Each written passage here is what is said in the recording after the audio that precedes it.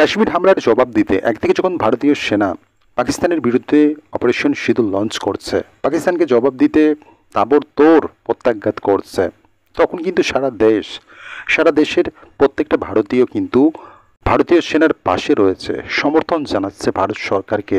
তারা একজোটে লড়াই করছে পাকিস্তানের বিরুদ্ধে, সন্ত্রাসবাদের বিরুদ্ধে। কিন্তু এরই মাঝে কিন্তু কিছু মানুষ রয়েছে এই ভারতবর্ষে যারা আজও পাকপ্রেমী। পাকিস্তানের ওপর আঘাত হানলে ভারত তাদের চোখে জল আছে।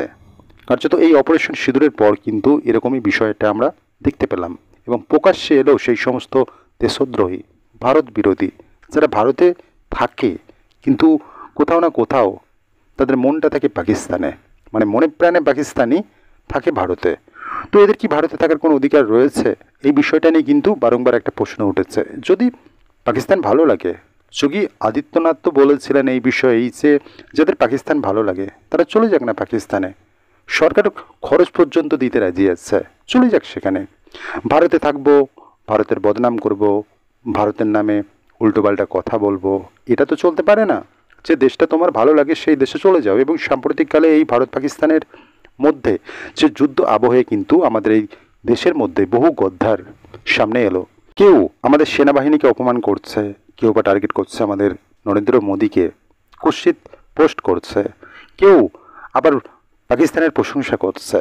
আর যখন পুলিশ অ্যাকশান নিচ্ছে তখন বলছে আমি তো বুঝতে পারিনি, করে ফেলেছি, মানে পোস্ট করতে পারছে। কিন্তু যখন ধরা পড়ে যাচ্ছে তখন এবার তো বুঝতে পারছে এবার শোচনীয় হাল হবে, কারণ তখন আবার উল্টো রকম কথা বলছে। আমরা দেখেছি এই যে ভারত বিরোধী যে সমস্ত ব্যক্তিরা রয়েছে আমাদের দেশের বিভিন্ন প্রান্তে, তাদেরকে কিন্তু সাধারণ জনতাই উপযুক্ত জবাব দিয়েছে, উপযুক্ত তাদের যেটা প্রাপ্য সেটা কিন্তু দিয়েছে, এবং এটা দেওয়া অবশ্যই প্রয়োজন ছিল সেই সমস্ত ব্যক্তিদের। এবং আমরা দেখেছি বিভিন্নভাবে বিভিন্ন জেলায় বিভিন্ন রাজ্যে কিন্তু এই সমস্ত ভারত বিরোধীদের ভারতের রাষ্ট্রবাদী মানুষরা উপযুক্ত জবাব দিয়েছে, এবং প্রশাসনিকভাবেও কিন্তু আইনগতভাবেও কিন্তু তাদের বিরুদ্ধে ব্যবস্থা গ্রহণ করছে সরকার, এবং করা দরকার রয়েছে।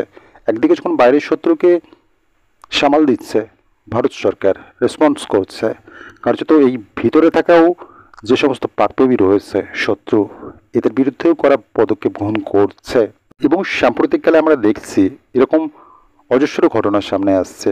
পাকপ্রেমীদের এই যে পাকপ্রেম, এই ঘটনা অহরহ আসছে। এবং সাম্প্রতিককালে পূর্ব বর্ধমান জেলার গুসকরা এবং কালনা থেকে সোশ্যাল মিডিয়ায় পাকিস্তানপন্থী আর কি ভারত বিরোধী বলা চলে, এই অভিযোগে তাদেরকে গ্রেপ্তার করেছে। মোট 4 জনকে পুলিশ গ্রেপ্তার করেছে এখনো পর্যন্ত। মানে এরা ঠিক সেই বুলিটাই বলছে যেটা পাকিস্তান বলছে ভারতের রাফাল তারা ধ্বংস করে দিয়েছে, কিন্তু বাস্তবে না স্বপ্নে দেখেছিল সেটা তো তারাই জানে।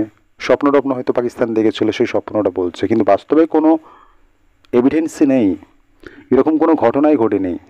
কথায় আছে পাগলের সুখ মনে মনে, তো কার্যত পাকিস্তানের অবস্থা এরকমই।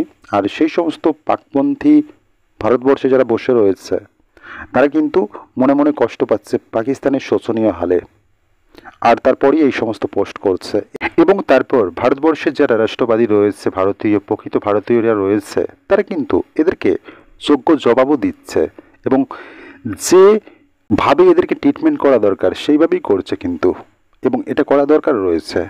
আগামী দিনে নিঃসন্দেহে এরা ভারতের পক্ষে যে হিট করা হবে এমনটা বলা যায় না, এদেরকে সোজা করা দরকার আছে, এবং কার্যত তো সোজা কিন্তু হচ্ছে।